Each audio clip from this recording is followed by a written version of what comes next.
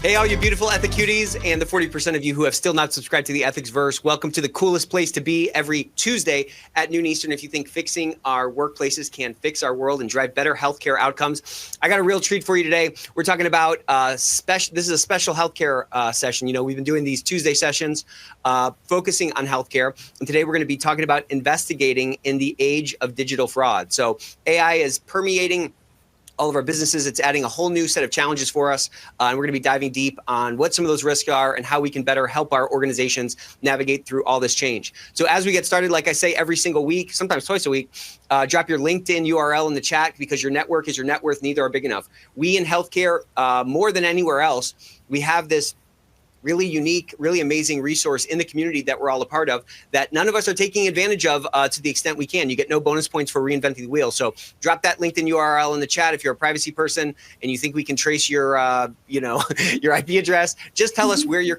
where you're calling in from. We broke a record last time on our healthcare edition.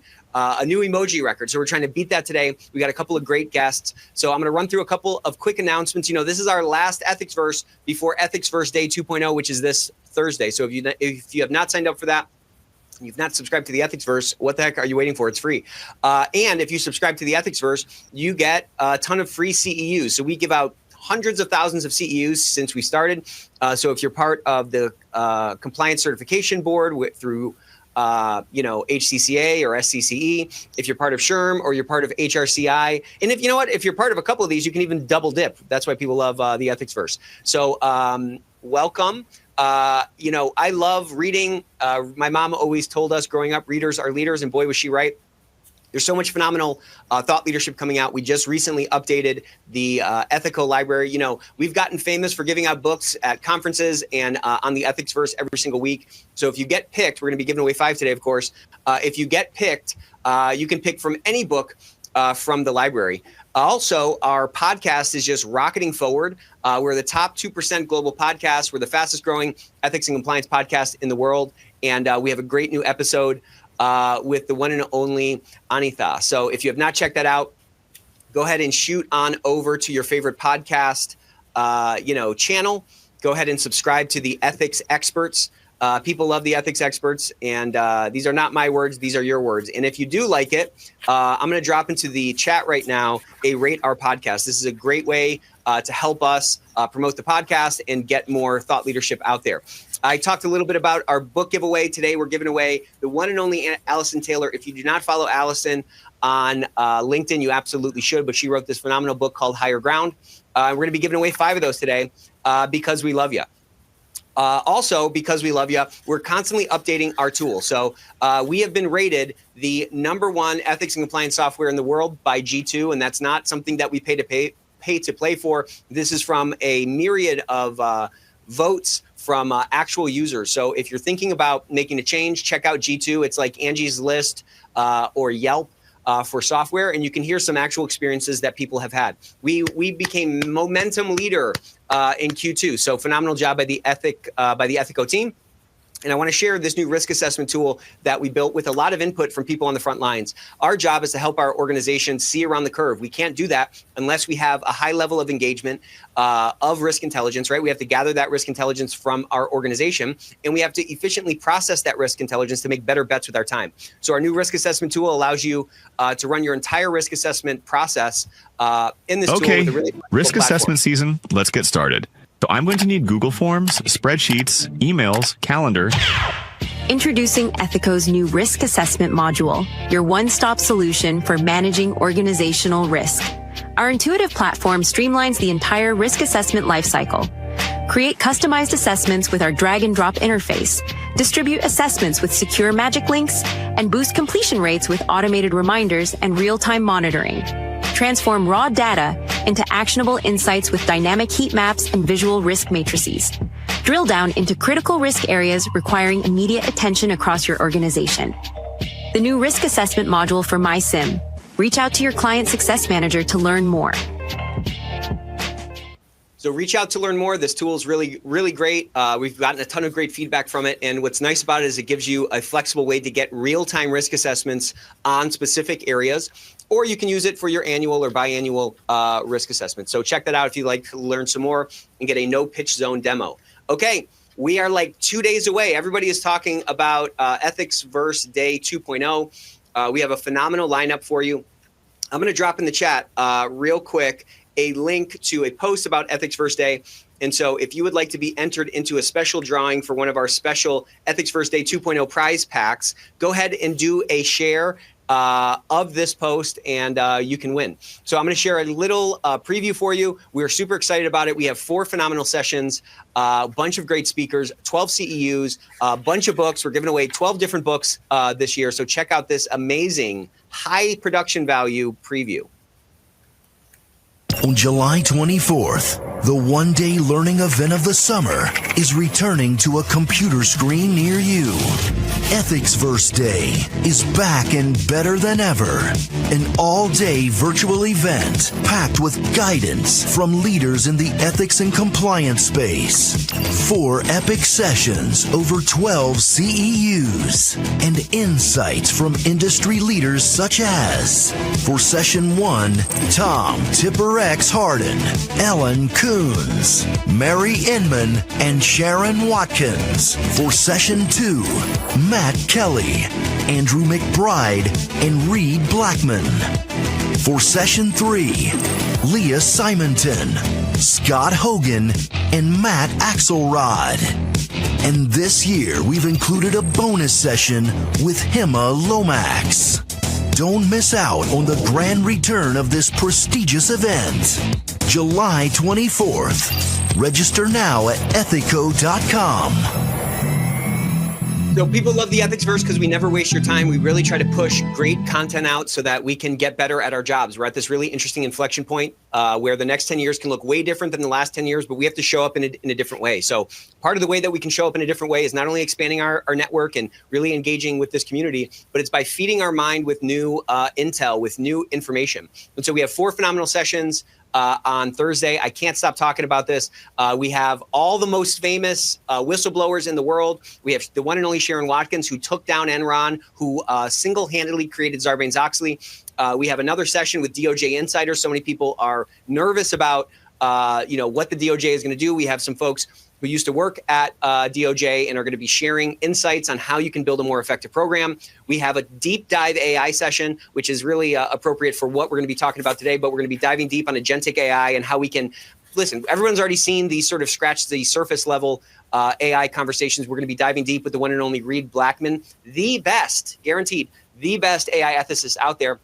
And then finally, we're going to be wrapping up with a bonus session with the one and only Hema Lomax, where we're going to be talking about becoming the office of Unlock. When ethics and compliance can really unlock the potential within the organization, we can drive better business results. We can create an authentic culture of integrity, ultimately to drive more enterprise value. And that's why we're all here working in organizations. Okay, with that, we are almost at 1,000 emojis. Let's get a massive emoji explosion to welcome our guests today.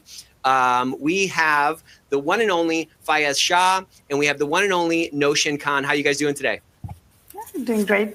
Very excited about the session. Very good. Okay, so this digital transformation is happening, and that has different implications for our investigation teams. So today we're going to be talking about better techniques, better tactics to kind of track fraudulent activities across multiple different platforms, how we can better collaborate working with insurance providers to flag fraud sooner so that our reimbursement risk drops through the floor. And we're going to be also talking about a roadmap for upgrading your digital fraud investigation capabilities. So before we kind of dive in, Notion, you talk about these big 4 fraud challenges. So I'd love to kind of walk through each one of these one by one to talk about what they are. The first one you talked about is standardized billing codes enable sophisticated fraud. Let's start with that first of the big 4 challenges. What do you mean by that?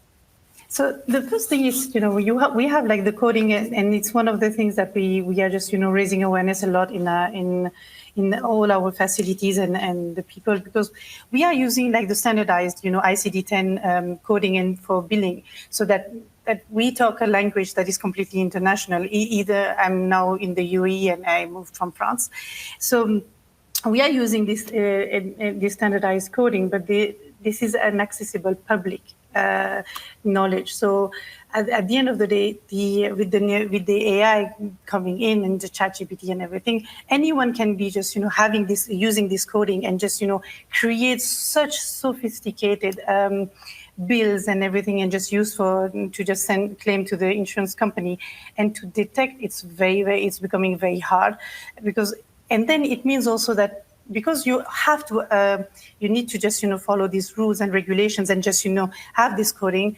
You cannot have your own controls and own security to just to just say, okay, this is something we will be doing internally, so that the fraudster cannot know the coding we are using. We cannot do that because by the law we have to just have this kind of coding. So the AI is becoming playing a huge role on how well they just create they know the codes, they do mass kind of claims, and it's the more and more difficult to assess, because even when you send the claim to the insurance companies are also relying on AI and automation, so it's not people reading behind it, it's just like machines, and when they look at the code, it pass, and it's sometimes after the war and after the problem has become, then they will be doing auditing and then see the fraud has appeared, but the problem has already it's already too late, because you always come afterwards. So this coding is good,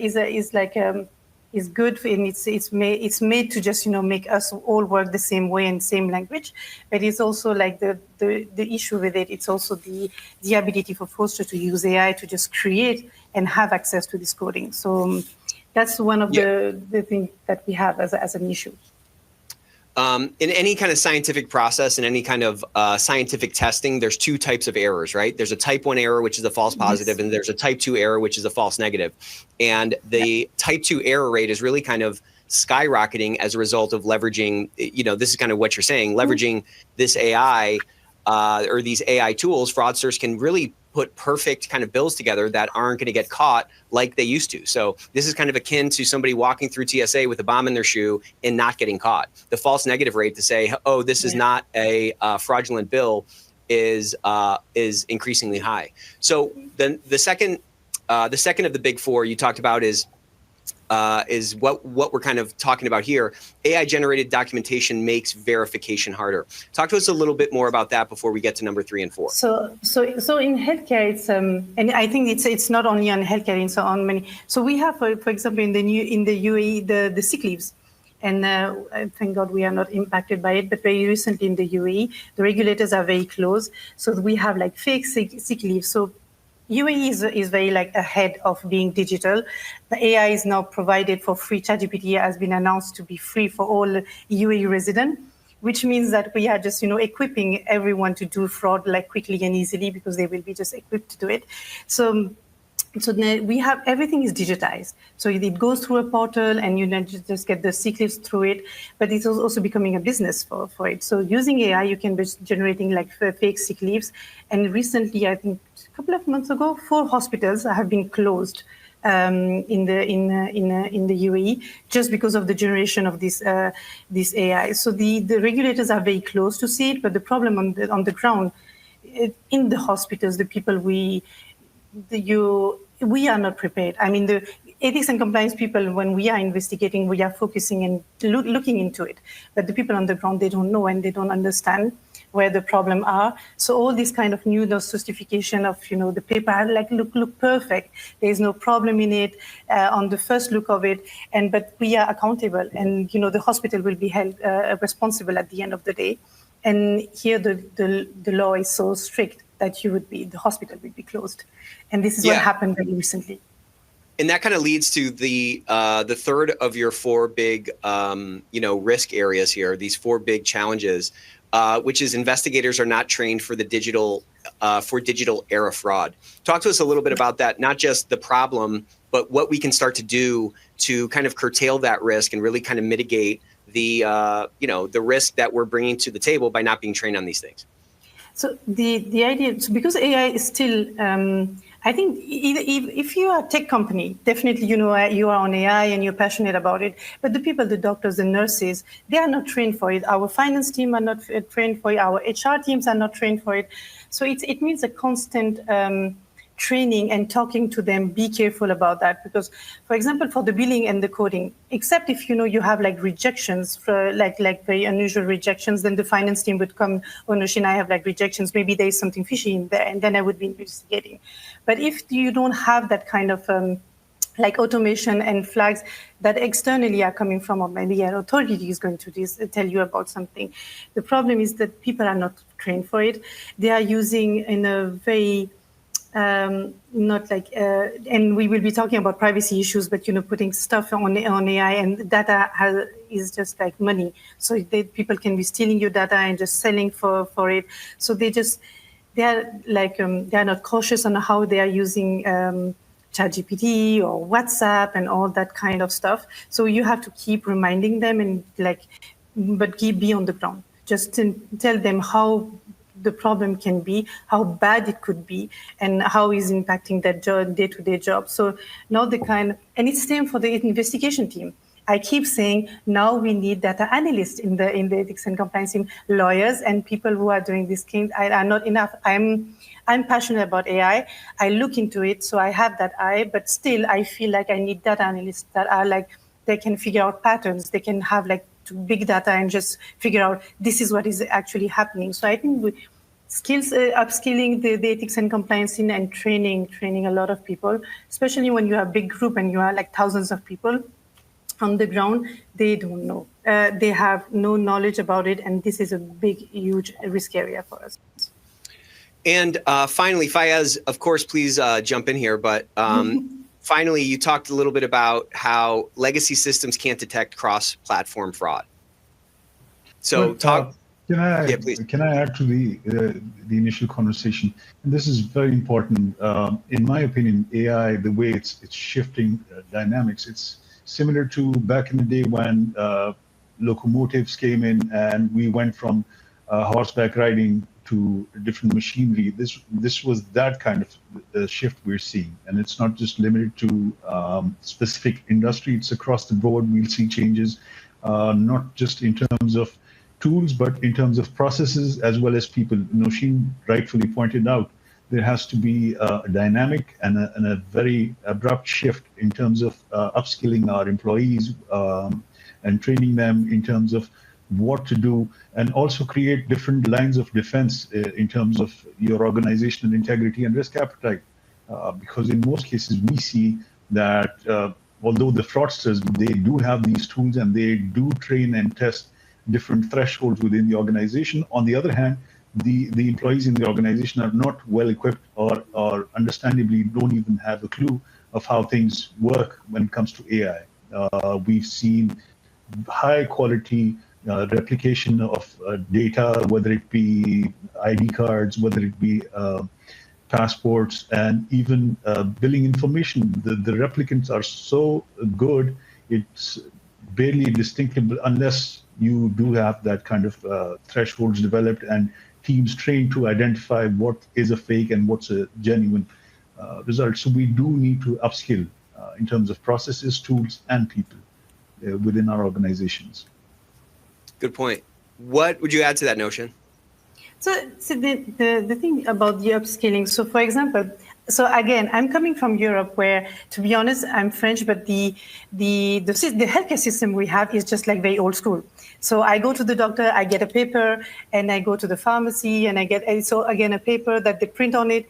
Here in the UAE, everything is super digital. Like to the extent of, I have an app that is from the government. It's been a year that I'm in healthcare now. It's in the UAE, and everything I have done with my doctors and everything is there. My vitals, my prescriptions, everything is there.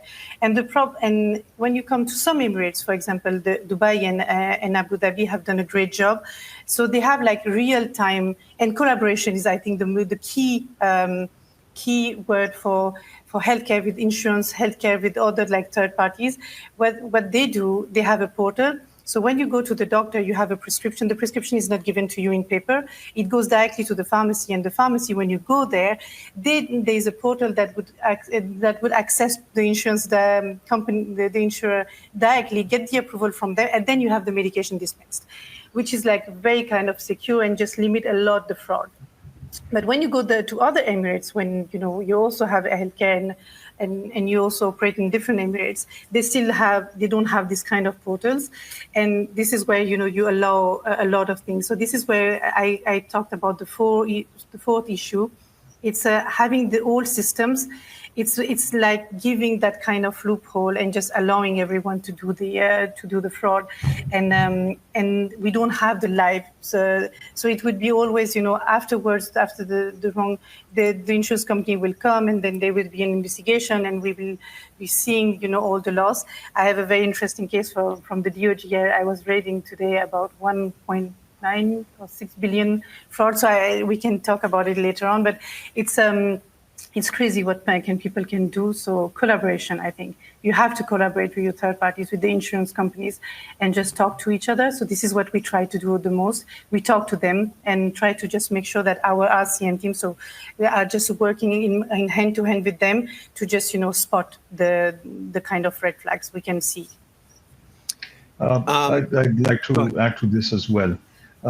We've also seen this dynamic shift in terms of our jobs. I mean, the usual way of doing things is definitely going to change. I've seen doctors building websites just with natural language to cater to their needs.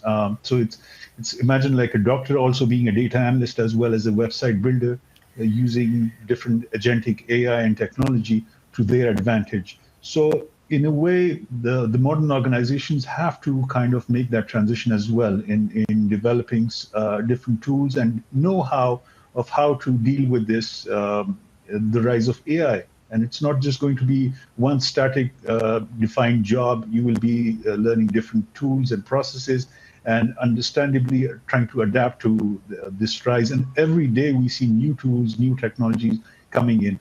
So it's not going to be the same as it was, let's say, a year ago or even earlier. Yeah, and I think what Notion was talking about, this highly integrated sort of tech-based healthcare system or healthcare society, let's call it, in the UAE is probably a little bit more advanced than what most of us are in right now. Yes. You think that's fair to say? Okay. Exactly. So then it's incumbent on us to really kind of see around the curve for our organizations if we're ever going to get out of reactionary mode. Like the name of the game in healthcare compliance is helping your organization de-risk itself or, lead the charge on de-risking the organization, which is very difficult to do when you're constantly reacting to things. Fire prevention is way better than a firefighting brigade. You know what I mean? Mm-hmm. But I think it takes us, I think it's incumbent on us to really get familiar with this technology, get familiar with what's going on. I mean, that example you just gave about a doctor who's now he's a coder, now he can build a website, now he's a data analyst. All of those new tech, this new technology really kind of democratizes, let's say, a lot of expertise and makes that available to everyone, which kind of multiplies out in an exponential way the level of risk that can be generated from any kind of a stakeholder group. So again, I'm just trying to use this as an opportunity to encourage those of us who are on this call. We have to carve out some time to start getting smart on this stuff because it's moving fast. Like, I'm very passionate about it as well. And it seems like every day or every week, there's a new use case or there's a new application. It's moving so fast. And so if we're not kind of getting in the pool and kind of, dog paddling around a little bit, it's going to be very easy for us to kind of drown in the deep waters of the ocean that we're all going to be encountering. And also, if you look at the tools, so I'm passionate about AI, so I'm using AI a lot to just, on ethics and compliance for awareness, for training, for the different kind of stuff, and even for investigations for having like some kind of feedback. But the first is also using, please, GPT, tell me how to create a website. Yeah, website is created in 5-10 minutes. So you can have a third party and all the documentation seems good. They will be creating the website. You look at the website, it looks good at the first thing. Then you need to have the eye and just go at the bottom where it has been created. Then even check the numbers, check, the the location, or but you're clicking on it, that it's going somewhere else. So there will be definitely a loophole when the website is made up with one of these AI tools. But you need to have that kind of thinking of that could be fake. And the procurement teams, for example, when they get like the quotes and everything, they would say they are not trained for it, and this is not the due diligence they will be looking into it. No, the website looks fine, the documentation looks fine. Why would they go further, right? They have like the numbers and everything, so it looks legitimate. And now even worse is that even the registration of a company, you can make it like look everything. So the link would go to something that would look legitimate. Everything looks so legitimate. So either you just train your eye on it and just keep an eye on everything. In healthcare, we are not talking just about healthcare. So in healthcare, it's everything. It's the third parties that's coming in. It's the work you're doing for the hospital. It's the machinery you're buying. It's the devices you're buying. Everything has to be just scrutinized much better than before. A lot of people might be surprised to learn this, but this picture that's on the screen right now, that's an AI image. We weren't actually in outer space with magical powers. So part of this is really kind of, to your point, training our eye, but you have to encounter a lot of this stuff and you have to be able to kind of look for it. Fraudsters, people that are trying to perpetrate frauds, they are always at the cutting edge trying to beat whatever the most whatever the most recent technology is. You used to be able to, so I've heard, you've used to be able to in the 60s and in like the late 60s, it was very easy to create a fake ID. You just needed a stack of fake IDs and a typewriter, and you could, a 16-year-old could walk into a bar. Now there's all of these new technologies on our IDs with holograms and all these other things that make that harder. And yet still, people are still generating fake IDs and fake credentials.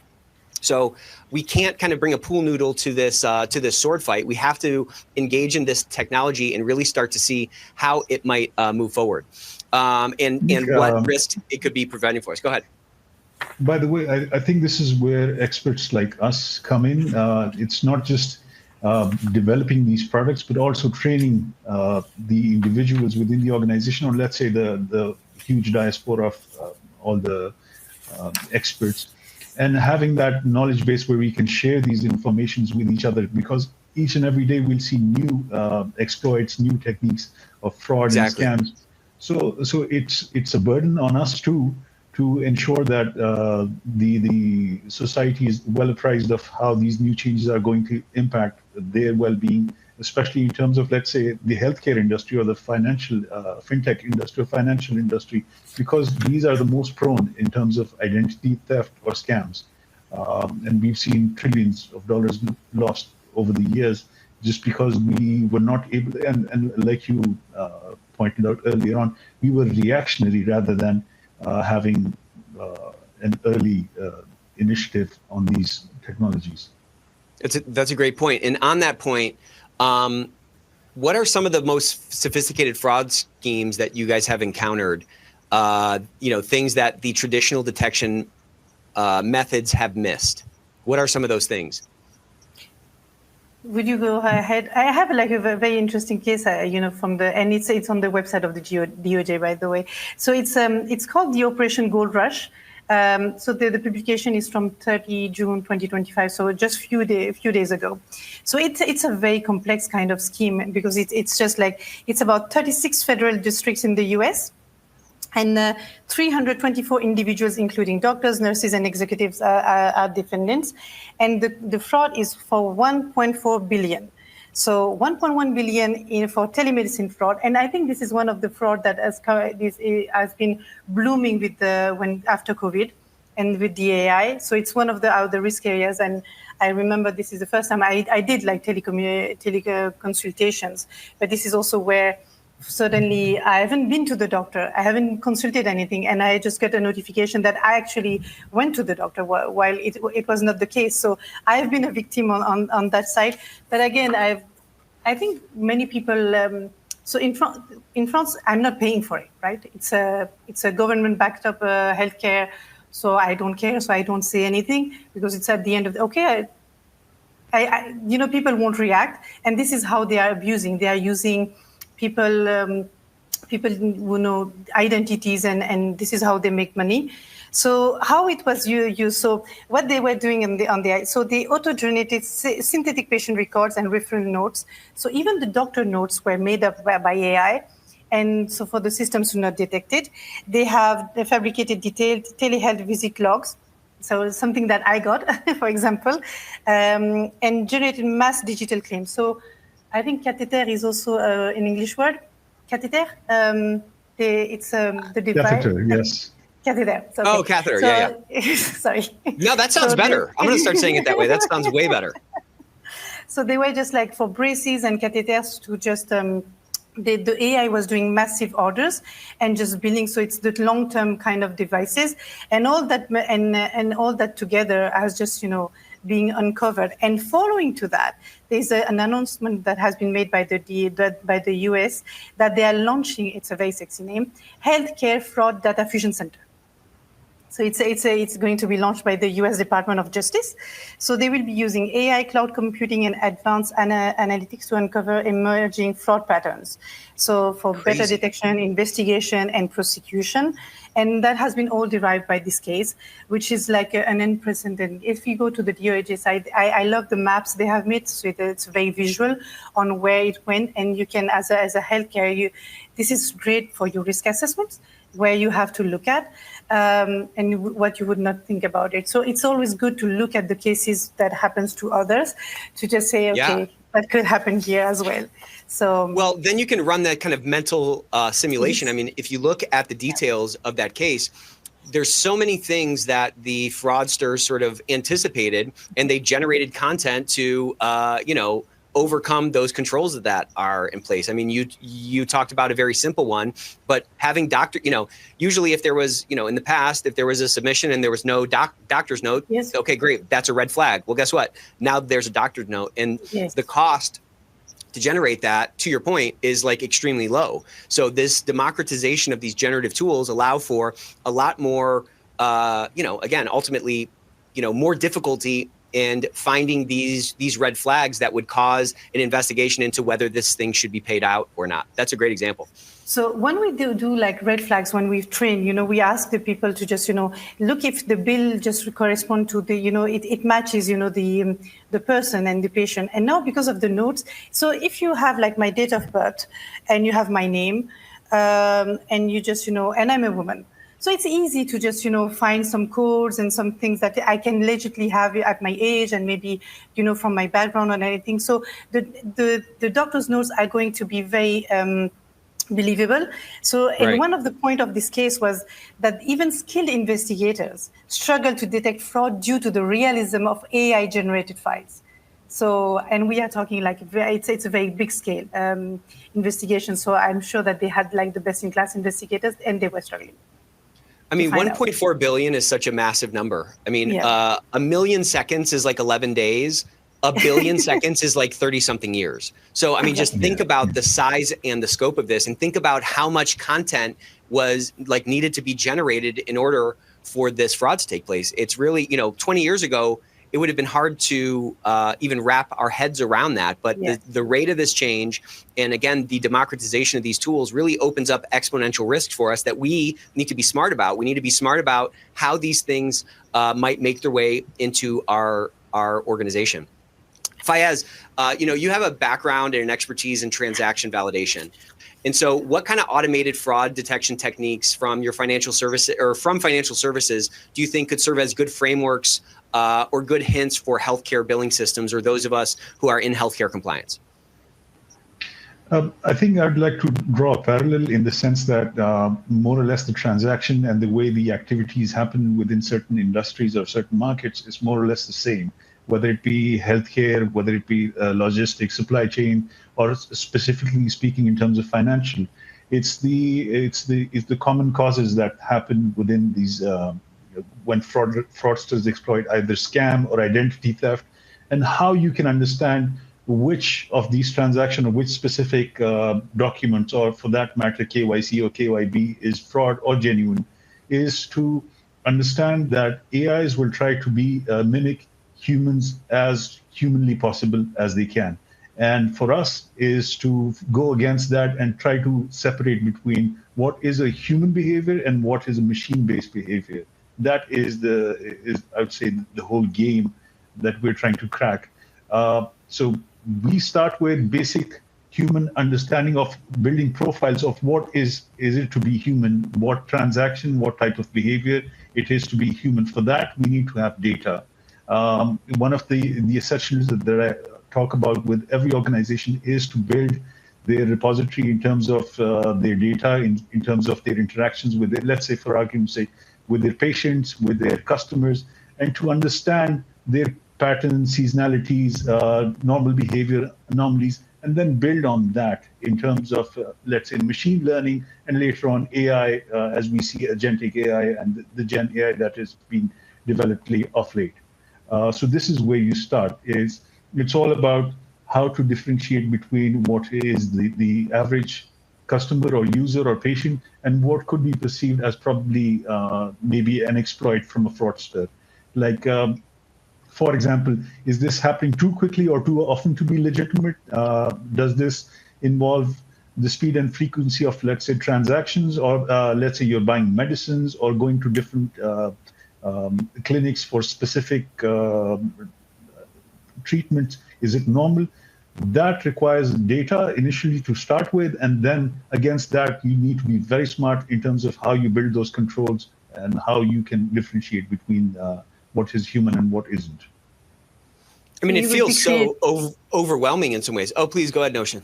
Yeah, I'm just curious about it. So would you say that we need to create like personas of patients, and what is their life cycle from the time they just contract with us for their services and to the end? So we need to just have that kind of data. And what is the normal journey of a patient?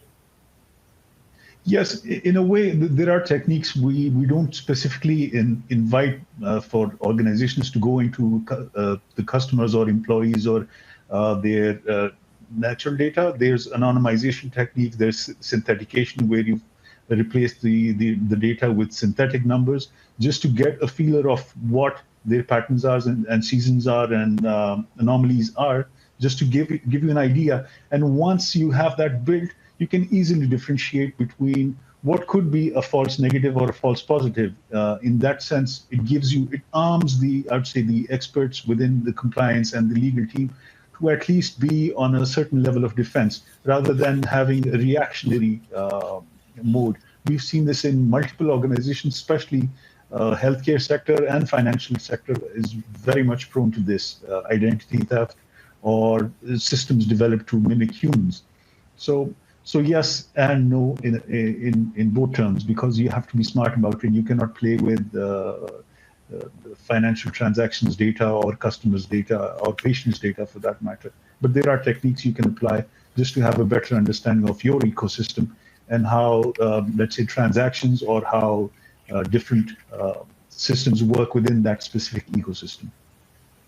So it sounds like what you're talking about is like we need to be intimate with the data and understand the relationships between these various different data points if we're going to increase our odds of detecting something that is anomalous. Yes, true. So, before we dive a little bit deeper, I want to kind of pause for a second and get some advice from you guys about, for somebody who's on this call who's feeling like, man, I don't really know where to start. There's this sort of like tsunami of risk that's about to wash across the shore. And if something goes wrong here, regardless of whether I should or shouldn't have known, I'm going to get kind of blamed for that. It's incumbent on us, like I said at the start of the episode, to help our organization see around the curve and to better navigate sort of this mountain of risk that we're all kind of traversing and climbing up. Where would you tell someone to get started? I mean, we talked about upskilling. We talked about just kind of jumping in the AI pool and swimming around a little bit. Where does somebody start? So I think we start from the risk assessment. So AI is now like a risk for many of our departments, but because I'm also working like very intensively in a risk assessment, but when I do the investigation, one of the things I just make sure in the reporting piece to put on is the root cause analysis. And in the root cause analysis, this is where you see where the controls are missing, where the opportunity was there in the system. And because the frauds that now we are seeing more and more are all related to systems, are all related to where the control was missing, where the opportunity was there for someone to exploit it. So make sure that when you do some kind of investigation or something, when you do your risk assessment, just partner with the audit team. So the audit team, we work very closely with them, and we just, if we have some kind of doubt, we ask them to do an audit. And this is where you would be just, highlighting where the controls are missing, and then you make sure that you just have like responsible person due date, and you have to put this control in place because we don't want to see it again. You just partner with the finance team, and you sit with them. And sometimes it's not always comfortable conversation, but you sit with them because they are very busy. And risk assessment, I'm not always welcomed, when I come with the risk assessment, because and now like the way you have showed the tool, tools help to make it like more user friendly to look at for the risk assessment. So what I have done is also, that kind of have like that kind of controls and in place, and the tool is more user friendly to just interact with. So start with the risk assessment. It's always where we all start our programs. The investigation, please learn from it, but it's just not, oh, this has happened, this is what we've done. But the root cause analysis is very important, and what you're learning from that. Keep upgrading on just, learning pieces as well. But just get to know. I'm just reading a lot, and what is happening in healthcare to other people. It does teach you a lot. It really teaches you a lot. For example, when we had this kind 4 hospitals that have been closed because of sick leaves, we have been looking into it, and the authorities in the UAE are like much more stricter, I feel, than were back in France or back in the US, because I feel that they have the time maybe, or maybe they have like more resources. Where what I felt, in the past, that maybe they are not going after us, and I think that's the fear that is already. But yeah, I think it's learn from the other people what they are doing, and the risk assessments are like and the controls. What controls you have in place, and I have a brain that of a worst case scenario piece. So what is the worst that can happen? Even you have the control, I always try to find out, yes, this is how. So you have to be in the shoes of the fraudster, how I would break your control. So I try to have this conversation. Someone says, okay, I do have this and this control, but I can do this and this and this. So how would you prevent that? So I think this is where you have to start. Yeah, I think it takes a certain intimacy, not only with like what the technology can do, but also an intimacy with the business and an understanding of what controls are in place. I think part of the challenge right now is like there's a bunch of risks that haven't sort of manifested themselves or have not been so pervasive that like it's on all of our radar. Like if you think about the first car that, like, imagine the first car comes off of the manufacturing line, and it's your job to do a risk assessment on the car. I would imagine that your risk assessment of that vehicle and what could go wrong with it would probably be way different than what you would do with a risk assessment now, right? Like I'm sure that first car didn't have a seatbelt. That might not have been on everyone's radar. It definitely didn't have airbags. But now there's all these regulations, and there have been, thousands and thousands of accidents and so forth that kind of feed into these sort of collective consciousness, so to speak, that kind of inform what those risk assessments should be and what kind of rocks we should be looking under and what kind of risks might be present in the system. We're kind of at this point right now where this new technology, as we've been talking about for the last 30 or so minutes, is introducing a bunch of potential risks. And to your point, it's kind of difficult for us to maybe anticipate all those things because all those risks have not made their way into the collective consciousness. So again, I'm kind of saying all this to say it's important that we do exactly what Notion said and be out there learning, be out there reading and seeing how things are starting to go wrong. I think once we can expose ourselves to some of those things, we then can, use our goal seek mechanism, which is between our ears, our brain as a tool to say, like, how might that work here? What other questions in my kind of risk assessment interviews might I need to ask to, account for a risk that might not be on our radar?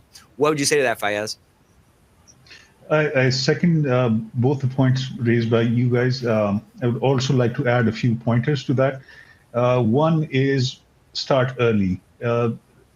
irrespective of whether you believe you can go wrong, there's no such thing as a wrong idea in these terms, because these are unknowns. It reminds me of when COVID initially struck. Nobody was apprised of what was going to happen in the years to come, and now we've gone through it and we've kind of safeguarded ourselves. Everybody tried different formulas, tried to see how to survive that COVID era. So I think it's more or less we're in similar waters, where we'll have to start early before something happens within the integrity of the organization. And most importantly, for any expert, I always advise is that you should be aware of your ecosystem better than anybody else, because each and every ecosystem and organization is unique in terms of the generation of data, transactions, and how interactions work. So if you're not in a good position to understand your ecosystem, you'll not be able to develop the initial controls required. And then there has to be a continuous audit of those transactions and those controls that you've built. Because if you don't go back and check those controls over and over again, whether it be weekly, monthly, or quarterly, you'll always find some loophole that can be exploited.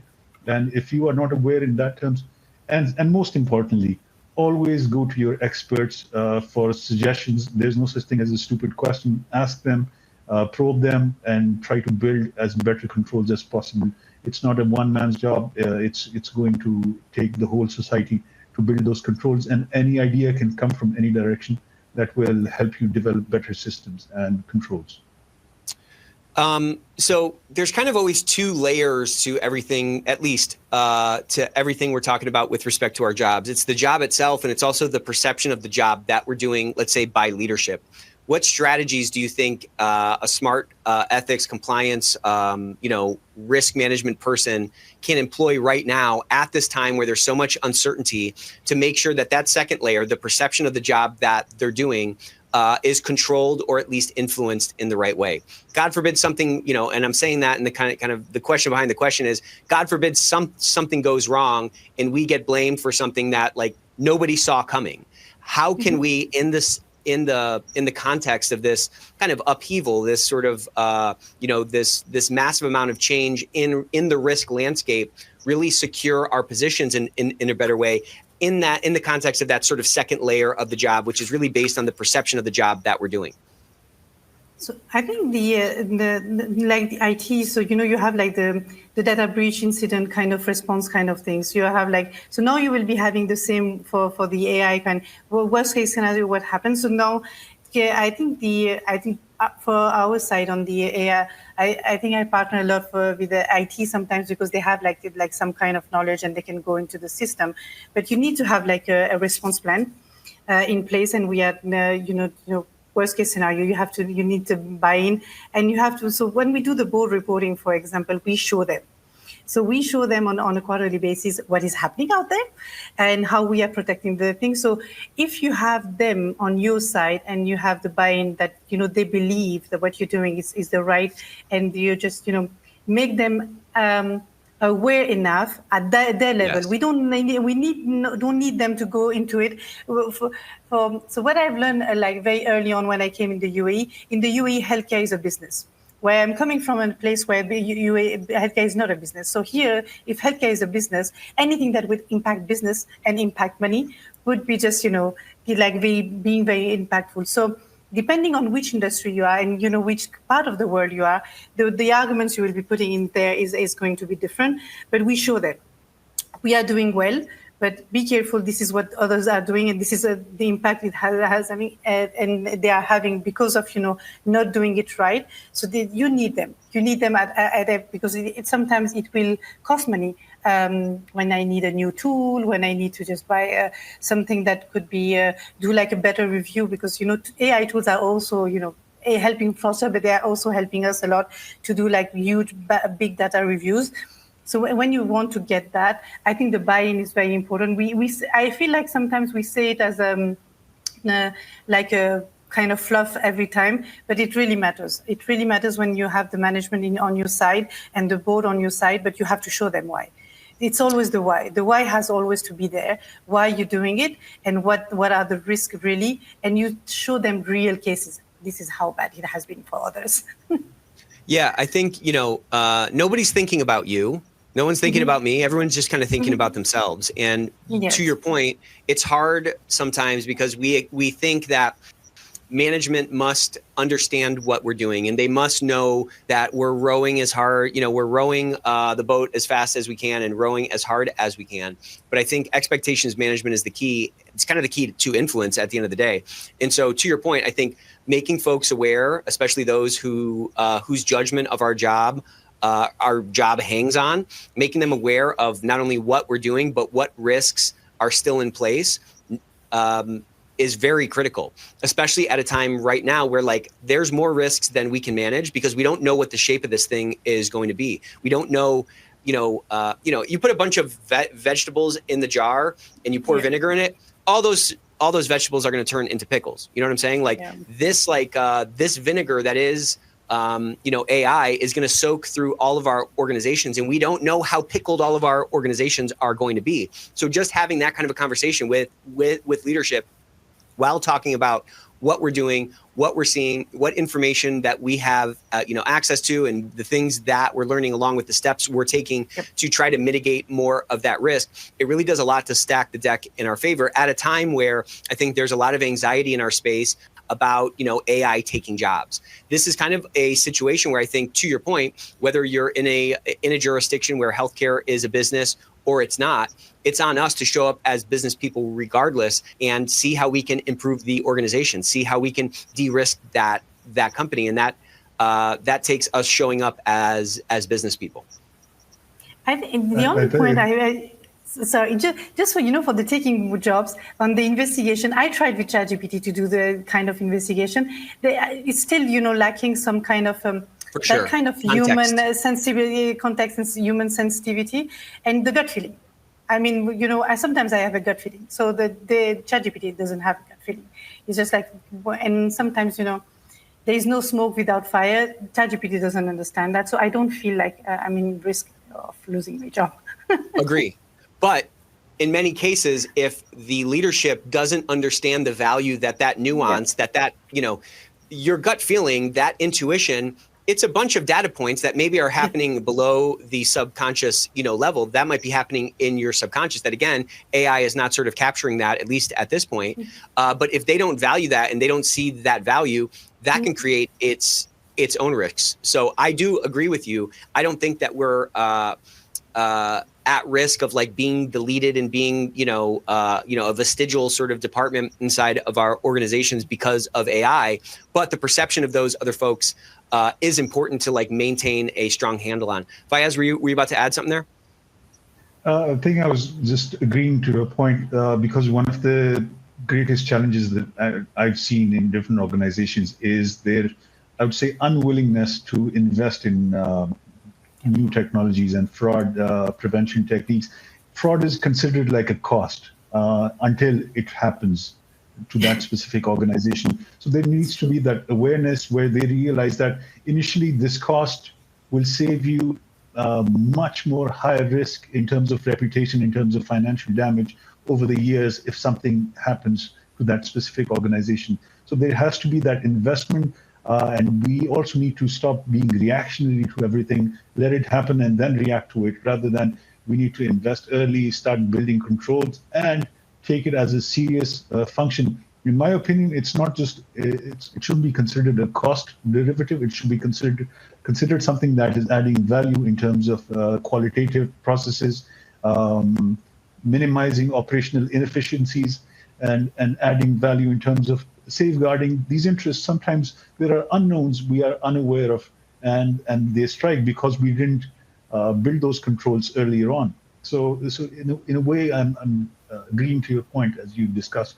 That has to be conveyed to the management as well as different organization stakeholders, and there should be no silos. I've seen department working in silos, and what it does is that there's that information gap which is not disseminated to the different departments, whereas these different departments are in a way your stakeholders, partners, as well as information sharing hubs. So there should be that coordination and collaboration across departments, and this should be taken seriously rather than something reactionary. Yeah, and I think with labor mobility where it is, where the cost of turnover being as low as it is, that collaboration sometimes isn't even really enough. You can de-silo your organization, and if somebody leaves, that sort of tribal knowledge, as they call it, can leave with them. And Susan had a great comment here. Thank you for this, Susan. Susan said, "I agree with Notion and Fayez's recommendation. I'd also add that a knowledge base be created for new team members to learn from their colleagues' collective learned experiences. In relation to COVID, we studied avian flu, SARS, and Ebola, but we let our guard down and so did not retain our preparations and supplies properly." And I think that's a great corollary, and that's a great sort of cautionary tale that's kind of in line with what you're talking about. We need to create our own sort of like risk brain in the organization, our own sort of AI brain, but that can't happen just sort of naturally. We have to have some intentionality behind capturing that information so that everybody's not like reinventing the wheel when somebody new is added to the team, or somebody who's been part of this risk management apparatus ends up leaving the organization. Thanks again for that, Susan. I got a quick question here from the one and only John Norman. John said, who do you think bears most of the risk, the payer or the provider in the context of our conversation? I think in this context, it is on both ends. You cannot just like specifically point out one, because it's a continuous relation. The idea for organization is to build that reputation and have that relation longer than just one instance. So in a way, it is damaging to both sides, and responsibility lies on both sides as well. You cannot just be limited to one. And I think it depends on what the problem is. So if you say that it's about the patient data, then patient data has been stolen and has been used. For example, we have another big risk and we raise awareness around our employees. So the patient data being stolen, and then and like any resident data being stolen and be given to some party. So in the UAE, you have plenty of people that calls you all the time to just a credit card. And to get the credit card, you need to just, issue a salary certificate. And the salary certificate issue is a big issue in the UAE, because these are, again, generated by AI. So you just need to have one for one. So the agent needs to have for one employee from the company, and they know how it looks like. They have they stole some patient data that has been just maybe given somewhere. And because the patient has been to a doctor, to a healthcare company, and this data has been stolen, and it's happening all the time. And they will be using. So in that side, it's really on the payer side that they can have that issue and that risk. On the provider side, it's a huge reputational risk. So more and more, and I think this is not only the UAE, it's the DOJ, it's the Parquet National Français in France, it's the SFO. The naming and shaming is becoming more and more common. So you're publicly known for if you have something.